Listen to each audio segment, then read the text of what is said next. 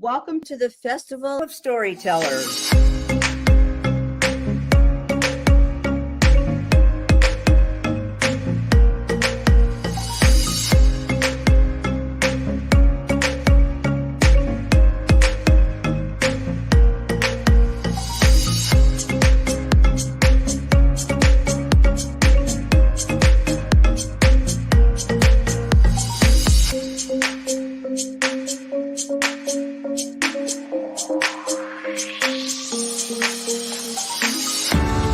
I can't tell you how excited I am to be on right now. It's been a couple of weeks of excitement, getting prepared, and I've done a lot of things in my life, but this has got to be close to the top. Thank you, Reader's Magnet, and thank you, John, for putting this forth and taking the chance on us authors in presenting this out to the world. I've enjoyed this immensely, Joanne. Ellie, so have I. Thank you for who you are, and thank you, Reader's Magnet. You all are beautiful, and you've worked so very hard, and we are blessed. We are. I thank everybody that's involved with this process, because we know writers need readers and writers need publishers. We thank Reader's Magnet and everybody that's involved. I love Reader's Magnet. They say, we share your stories with the world.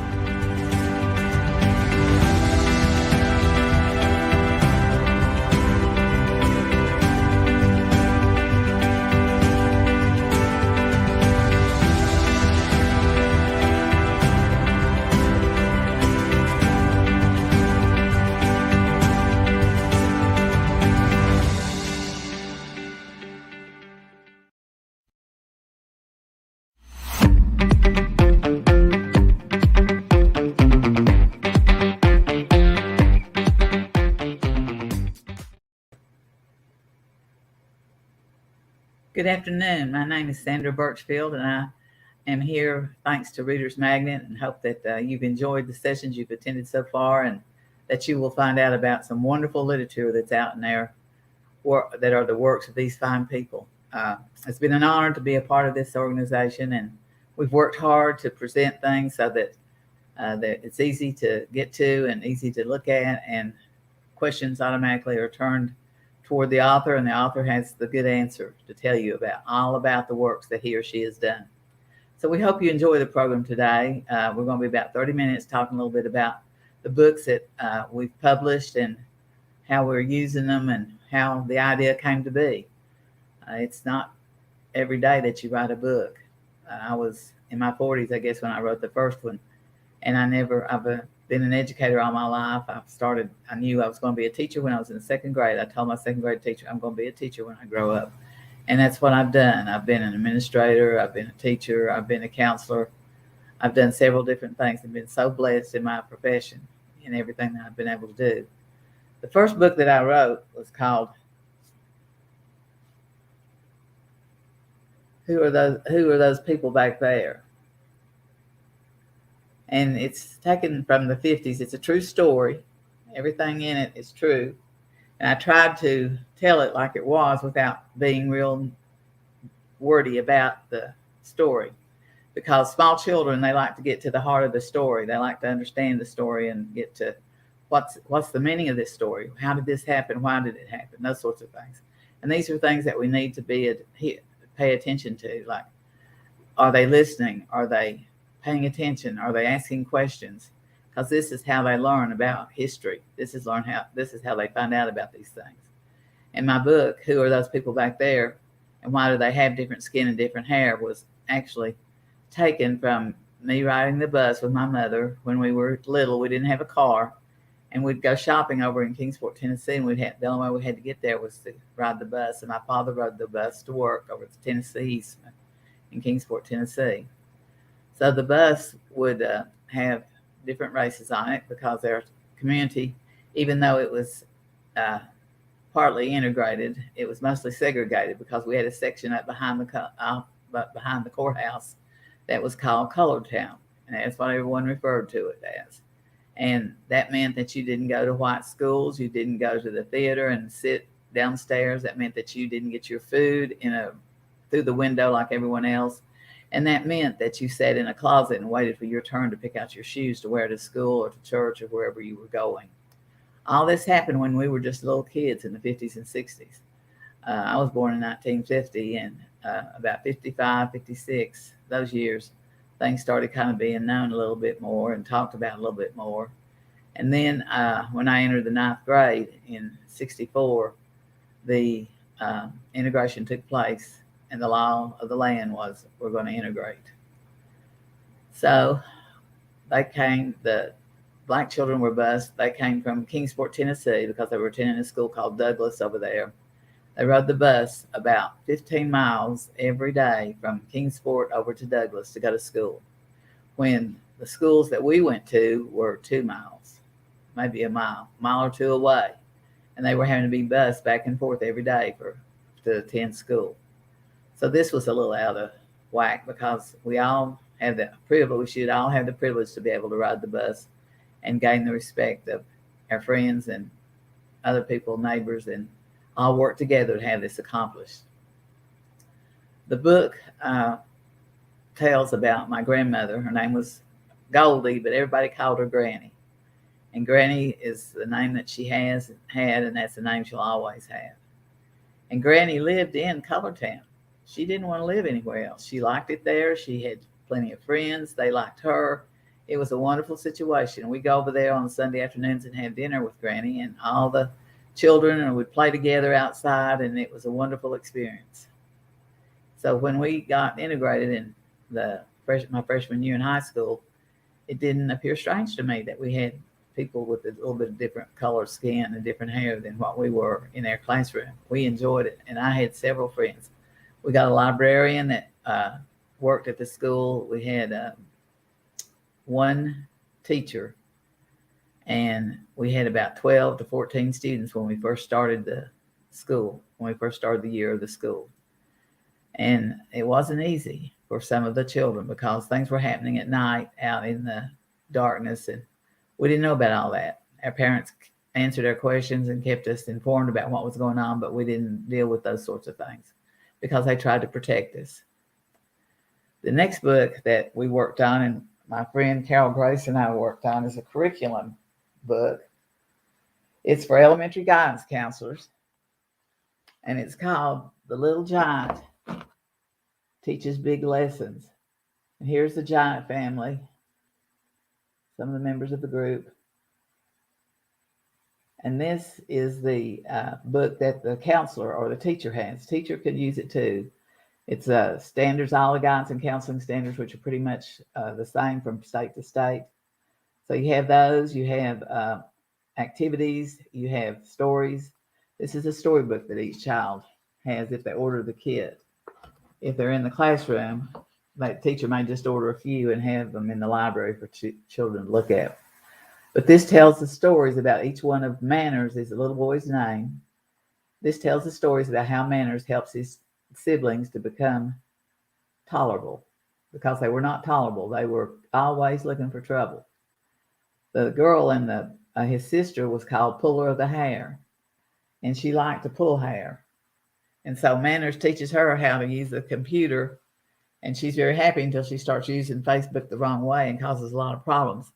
So Manners again has to intervene and find her a place to be, and she turned out to be a helper in the school, and wanted friends, and found out through friends that she had made on Facebook that she could work it out to be a friend to others. Another character in the book is called Hit Him in the Side. And Hit Him in the Side likes to ride, and he likes to ride the school bus. He loves buses. So when he gets in the evening, he stretches all out over all the seats and stretches his arms and hits people in the face and kicks them in the shins and everything else, trying to get settled in, because he's tired. He's worked real hard at school, and he wants to have a place to rest on the way home. Well, Manners talks to him about being a member of the bus patrol because he likes buses so much, and that worked out for him. The other person that we had as a sibling was a little boy who's called Kick Him in the Shin, and he liked to cause cafeteria problems. He was always throwing food, messing up the table, throwing trash under the table, and just causing all kinds of problems. And the principal would get real mad and have him have lunch with him. And he didn't like that one little bit. So Manners talks to him about helping out in the guidance office with the counselor. He finds that he likes her. She has some good ideas, and that works out for him.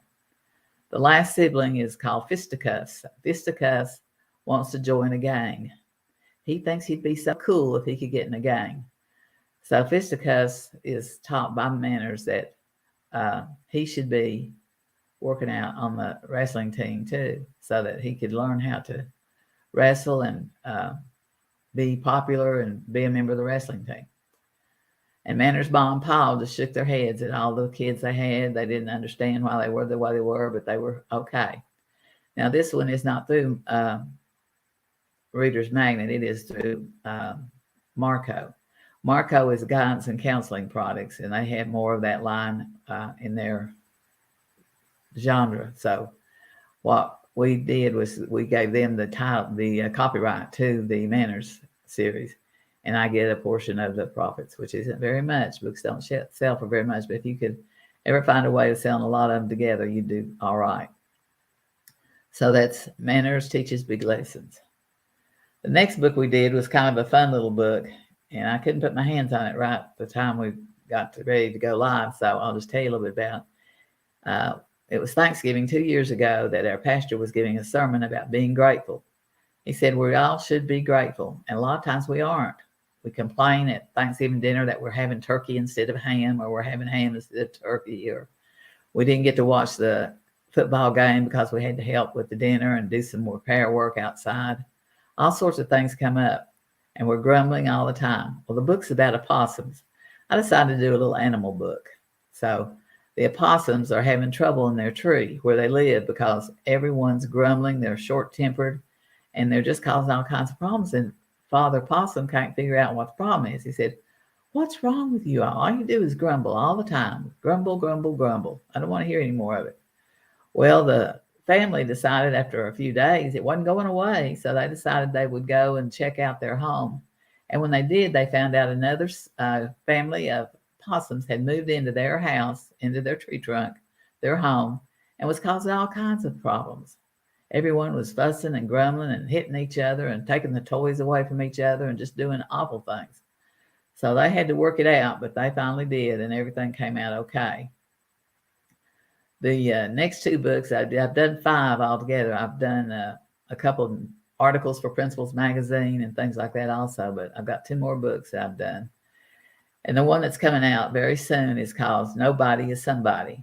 And Nobody is a little boy that lives with his parents, and he's pretty happy little boy, except he doesn't really like sports and basketball and football and things like that. He likes to work puzzles and games and things that tease his brain because he's really smart, but he doesn't let anybody know he's really smart. He just kind of plays along with everybody. So they call him names, they call him baby and all those sorts of things. But he tries to do his best in everything he tries. He never runs. They say names and make fun of him and everything, but he'll never run. He always stands up to the problem and faces it. Well, one day he hears that something's going to happen at his school, and he decides that he might be interested in this. So what I'm going to do, the book hasn't come out yet. It should be out any day now, but I've got the story, and I'm going to read the story to you and just let you imagine the pictures that will go with it. And then if you like the story, you can buy it. And just like the grumbling is, goodness gracious, grumbling is contagious. That book is, we say it's for children, but it's really for adults. So if you want to get a grumbling book and put it in your spouse's stocking for Christmas, that'd be great. They would really be surprised and very grateful that they could go back to their tree and find out who the grumblers are and how to solve the problem. The book, Nobody, is the one I'm going to read. Nobody is Somebody. And when I fixed the book, I put an N as a small letter because the N doesn't have much significance. And nobody felt like he didn't have much significance in things. So the S has a large S. And when things come together, you'll find out that everything kind of turns around for him.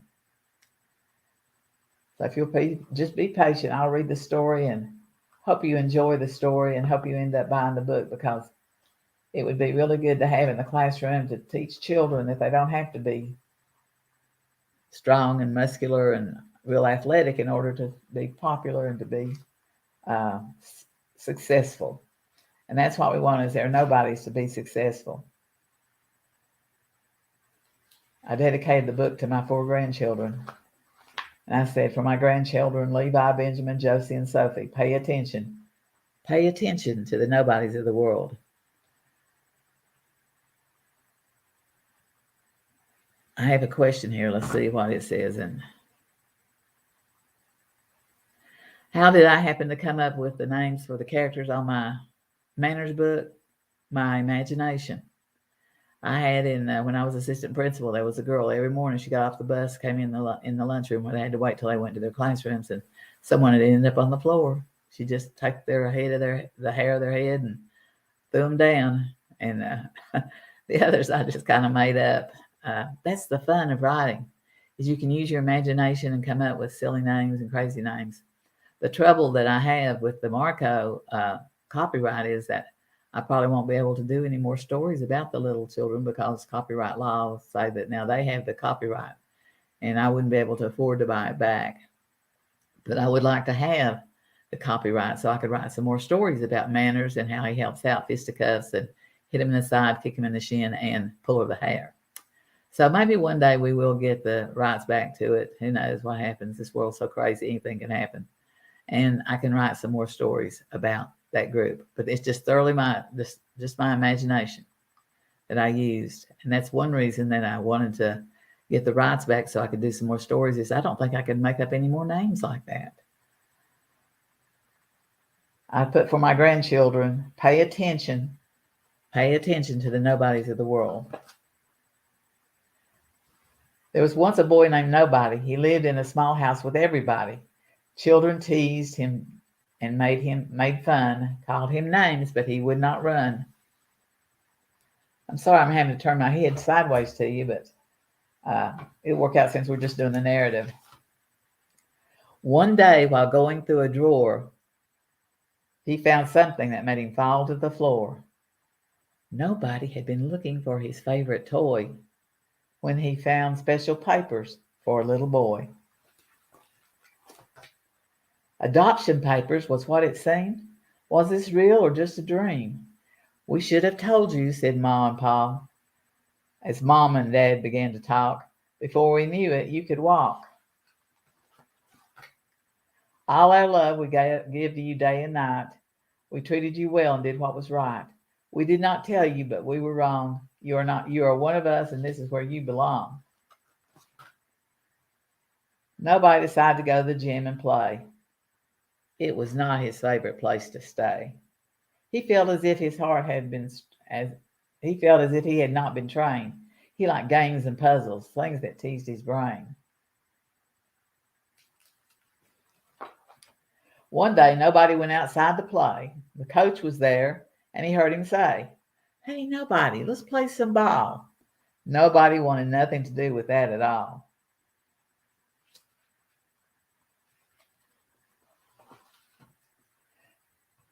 Nobody was not sure what to do, but he gave it his all. He watched, listened, and tried hard to hit the ball.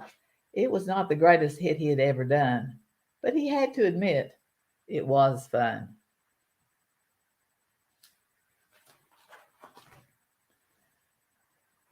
There were those who failed to follow the plan. They never seemed to understand. Nobody bothered no one. No one bothered someone.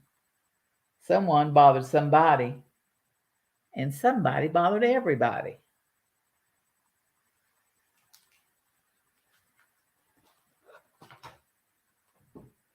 One day, the school received word that they would be selected for the site for the spelling bee. The names of the spellers were filed. A list of words was given to each child. Nobody wanted to participate to help his school. To be outsmarted was against his rule. He talked to the counselor, added his name, and competed.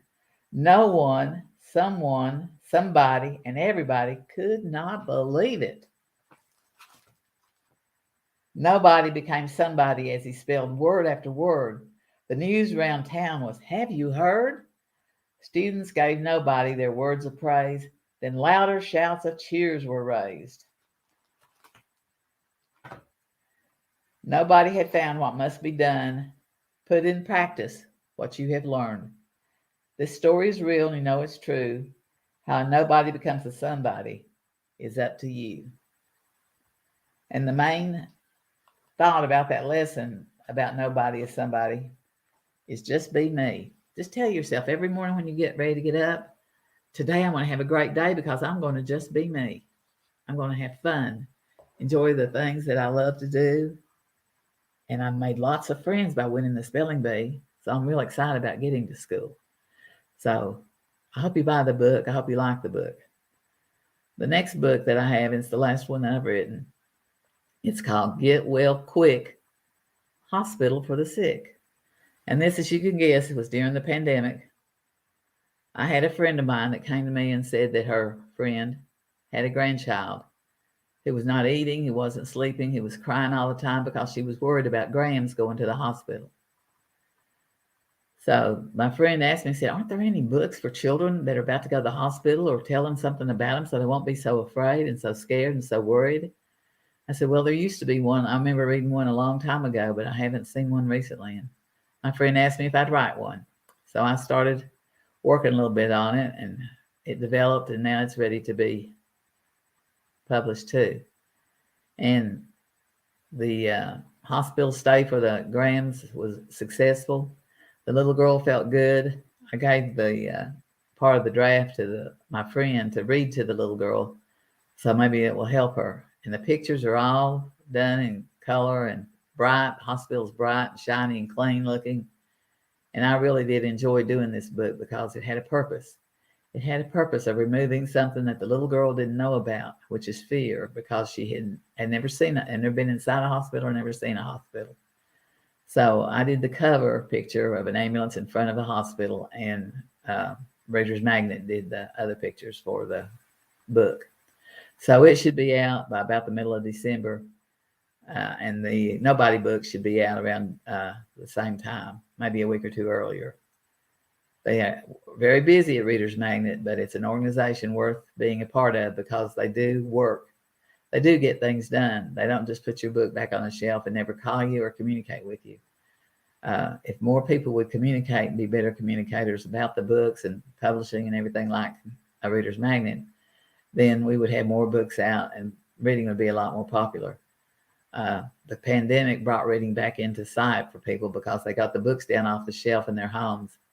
They decided that they wanted to read the books themselves and find out what's going on and the new editions and new stories that are coming out.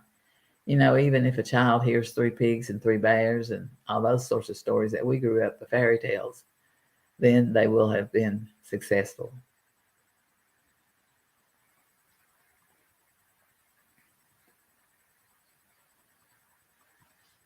Okay, I'll show you the picture of here's the hospital book cover. You can see there's an ambulance there in front of the hospital building. I'm trying to get it in there as best I can, but anyway, it should be out soon too. Now, how did I become an author? You know, it's just that you're interested in something and you pay attention. It's just like when my friend came and told me that the little girl was really worried because her Grams was going into the hospital. I just felt that was a good thing to do, was trying to write a book. Now, it may not be the most popular book in the store, but it tells a story. It hopefully makes that child feel better about going to the hospital and about her grandmother being put there for her to get better for her surgery and everything she had to have done. So these are points that we need to look at. I have a question here. Let's see.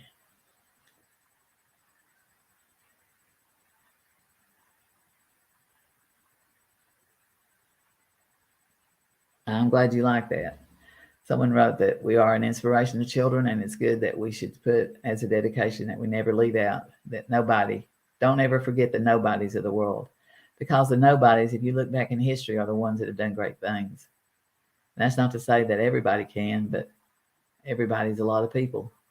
And somewhere in that crowd is a little nobody that's waiting to be seen and heard. And that nobody may be in your classroom, that nobody may be a friend you know or someone that you've been acquainted with. And just pay attention to them. That's all they want. Listen to what they have to say and try to do something for them. All right. The next thing that I was going to do was tell you a little bit about my background and tell you how I got interested in education. In second grade, I told my second grade teacher I wanted to be a teacher. And she said, well, just work hard and do the best you can. And I've always wanted to help people, try to help them. And when I was in college, I didn't make enough money during the year. My check for my teaching kindergarten for 1 year was about $6,500 for a whole year. That's probably more it's going to be. You just have to look at what you've got and deal with it. And so I had to live at home because I didn't have money enough to rent. And the $6,500 I had, I tried to save part of it because I was repaying part of my tuition by working as a teacher. I got the Virginia State Scholarship 4 years. You had to teach 1 year for every year you received it. So that helped financially a lot. When I started college, it was an experience that you could write about. It would be a good story probably. It was challenging. I've been brought up in a Christian home, lived a block from the church. My parents were Christians. We always went to church and everything. But when I got in college, we had other visitors come by that had different values and different thoughts than I did sometimes. So we had to work through that. But it was a learning experience. I grew up a lot by going through that and knowing what they were facing and how they solved their problems was not the way that I solved my problems. So that was kind of the beginning. And then I got into sports at the college I went to, Clinch Valley College at that time, which is now University of Virginia. It was. I played flag football. When I was in high school, I loved sports. But in our county, we didn't have girls basketball or any of those things. They did in the neighboring counties, but we didn't have it.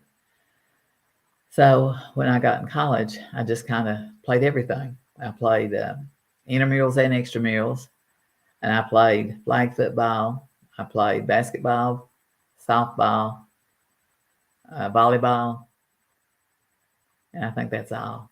But anyway, I played during the summer with the Upper Bound children, taught them how to play volleyball, the rules and regulations and everything when I was part-time faculty with that group. Got them to go out and exhibit their talents, and they were all very good because a lot of them had been able to play in high school. So I worked 9 summers with Upward Bound, and then I ended up getting married, and we weren't and graduating from college, so I didn't have that opportunity to do that anymore, but I could have had more intervention if I'd wanted it. But there were 50 kids that were in the group. They had to qualify. They had to be smart enough that they were willing to take a chance that they would go on to college, and smart enough to get their work done and to be good achievers. So that's what we tried to work with, is try to get those students into Upward Bound. And I saw children become doctors and lawyers and all sorts of things as they went through this program and college, undergraduate, and then graduate school. And it was a wonderful opportunity for these children, much like Head Start is for small 6 and 5-year-old children. So there's a lot of good things out there. You just have to kind of find them. The program also was a counselor to stay with the kids at night because they were 15, 17, 16, around that age. So sometimes they tried to take a landscape tour of the campus at night. So we'd have to get up and go out and look for them, but they were just learning about things and trying to find their way. And so the program helped them a whole lot. There was one little girl that we had, well, actually 2 I taught to swim. They'd never even been in a swimming pool before. And what gratification that gave to me to be able to see them actually swim. And they were forever grateful. Every time I saw them, they were thanking me. And all I did was just teach them to float and move their arms and their legs. And that's what they did. And they were successful. Upward Bound was an opportunity for these children to have success. And that's important. It's important to be successful. So I finished, I got married, and then I was director of admissions at the college for 1 year, and the director from Lynchburg College took the job, and he had the job when I came back from our honeymoon. We came back from our honeymoon, and he decided he wanted to go back to Lynchburg College, so I became director of admissions for 9 years. And when I would talk to children about going to college, I wouldn't just give them a brochure. What I did was crazy, but I did it anyway. I lived about 30, 40 minutes from the college. I would get up, make sure the kids were okay and Roger was okay. And I would go up to the college campus, up to maintenance, get one of the vans, college vans, and go. Sometimes 2-hour drive to Grundy and Hurley, Virginia, to Lebanon, Virginia, to down in Tennessee, down in Kentucky. LMU had the college night, and I would set all that up, and I would talk to students while I was there, and they would want to come and see Clinch Valley College. Well, this is what it looks like in the brochure, but what's it really look like? I said, you'll find out. I'll be here. I've got scheduled with your guidance counselor to be here at 8 o'clock next Monday morning. I'm going to take you over to the campus. We're going to tour the campus. We're going to talk to a faculty member, and you're going to get your questions answered by the people that need to answer them. So that's what I did. I made probably 20 trips over the years I was there. I didn't do it the whole time because I had children during that time. I had 2, a boy and a girl. But where there's a will, there's a way. And those kids wanted to see the campus. They wanted to visit. And we had a college night too, but mostly some of the students I took from over in the Buchanan County area, very rural. It was not an easy place for them to just get out of and go. So anyway, we worked on that and got them there and got them back. And many of those students are the ones I've talked about that went on to Clinch Valley and got their degrees and became those professional people. Then after I finished the admissions job, I worked there for 9 years as director of admissions and part-time faculty. I taught faculty classes 1 night a week. And I was also working at that time on my doctorate degree. So I went to college at ETSU, East Tennessee State University, which was a pretty good drive for me too. And I had to be on committees and stuff like that too at the graduate level at LMU. So I'm just traveling back and forth. And I'd barely get home in time to go to bed. And I never studied or worked on anything when the children were still awake. I waited till they got in bed and went to sleep. And then I worked on my graduate work because I wanted to inspire them to be both a parent and a teacher and try to figure out how they could work things out so they could be the person that they wanted me to be and be there for them when they needed me. And my husband, Roger, has been very well with all the things I've done. He's accepted it, I guess. He says, what are we going to do next? But it's been an honor to be here, a part of Reader's Magnet. After I finished my degree, I got a job. I was working part-time at LMU while I was working as principal at Wise Primary. I was principal for 9 years. And during that time, after I left school, I drove down to LMU, which was an hour and a half from my home, and Clinch Valley was 30 minutes from my house. So it's about an hour and a half, 2 hours to get down there. And I taught 2 classes. I taught one class from 5 to 7, basically, or 4:30 to 5:30, 4:30 to 6:30, and then the last one was another 2.5-hour class. So I finished up about 9:30 or 10 o'clock, and then I had an hour and a half drive back home. But I finished my degree, and I was very proud of that degree. And if it hadn't been for everyone helping me, I wouldn't have made it. So I finished, I retired from Wise County Schools, and I worked as the counselor, taught counseling classes and law classes and school community classes and all those things at LMU. And I worked there as full-time for about 5 years. And then I worked at UVA at Wise doing online classes. And there I did guidance and counseling classes. I did what I was certified to do and enjoyed that time and enjoyed learning and meeting all the people that I met. What I did was I went down to LMU, and the classes were about an hour and a half, 2 hours apiece. And I would attend both of those, and then I would drive back home. But the students that I met, the students that I taught, and have become lifelong friends. We don't see each other every day, but occasionally in the paper read about them or hear about them or know about them through other people that are still at LMU. And what a wonderful opportunity I've had to work with so many genres of children, young children, babies, young adults, and adults. And I wouldn't trade my experiences for anything.